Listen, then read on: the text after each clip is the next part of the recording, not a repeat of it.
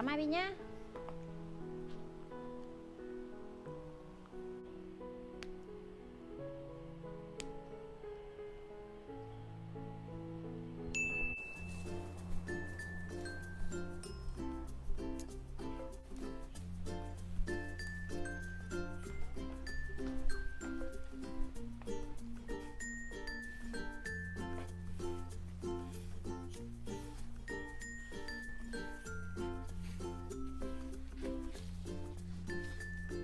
Abi quét sân đi Abi ơi.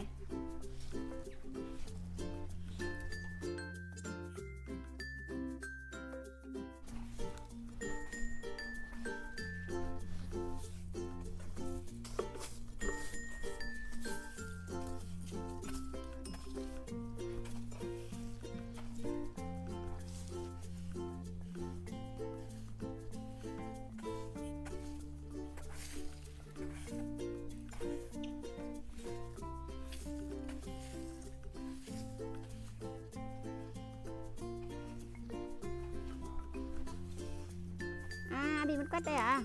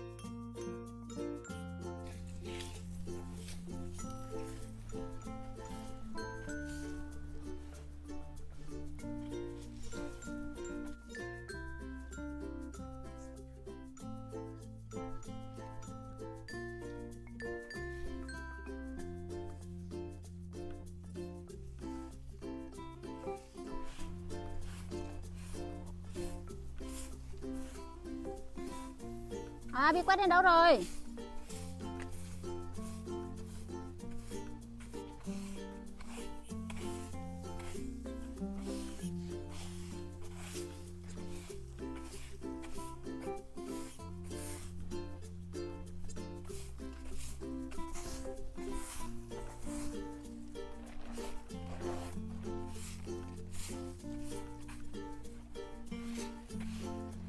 Quét xong chưa?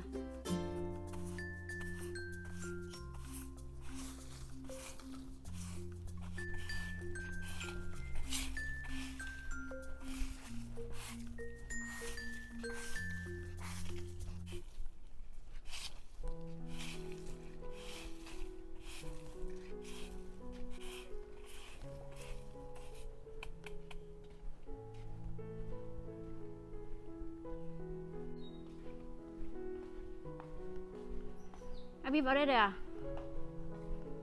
Đi ra đây nào, mẹ tắm thế nào.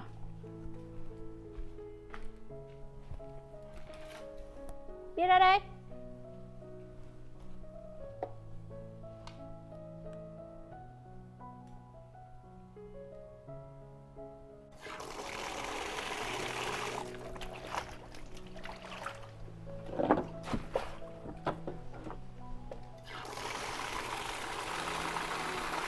Nè, mẹ mượn ấm nước nè.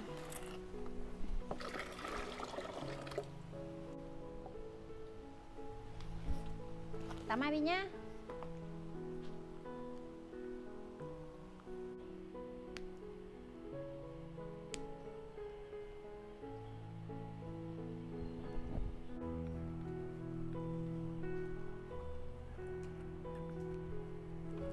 Nào, cứ quấn ra nào Bin.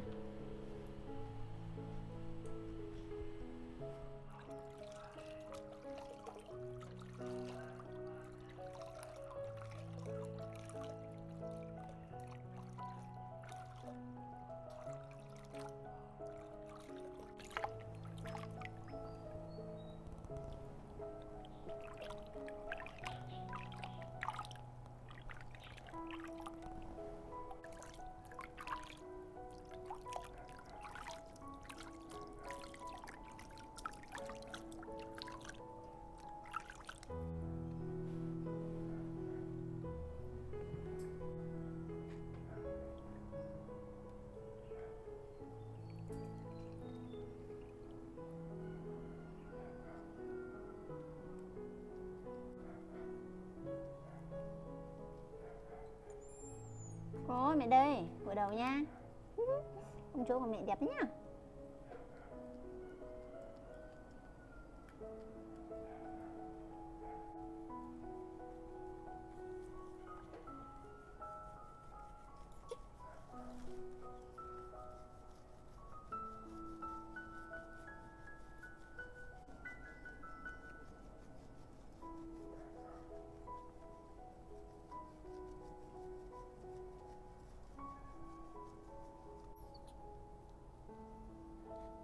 Abi ơi.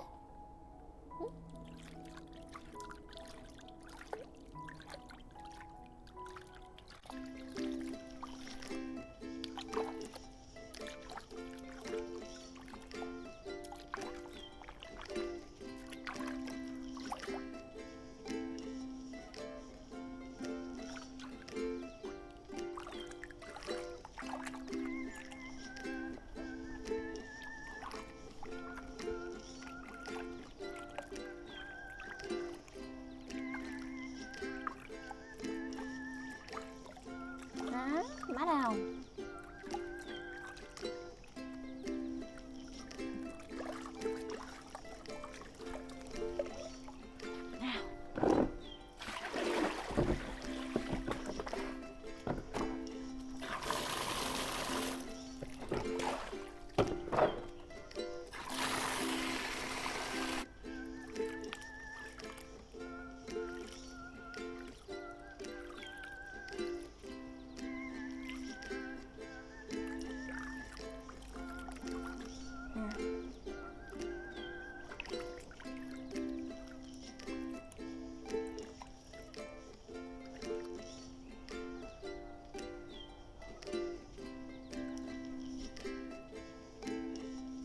Ăn gối đồ hả? Gối đây hả?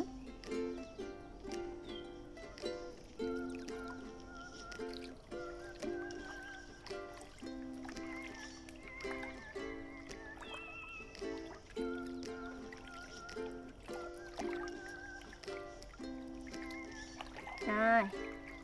Sạc rồi Abi đi vào nhà nhé.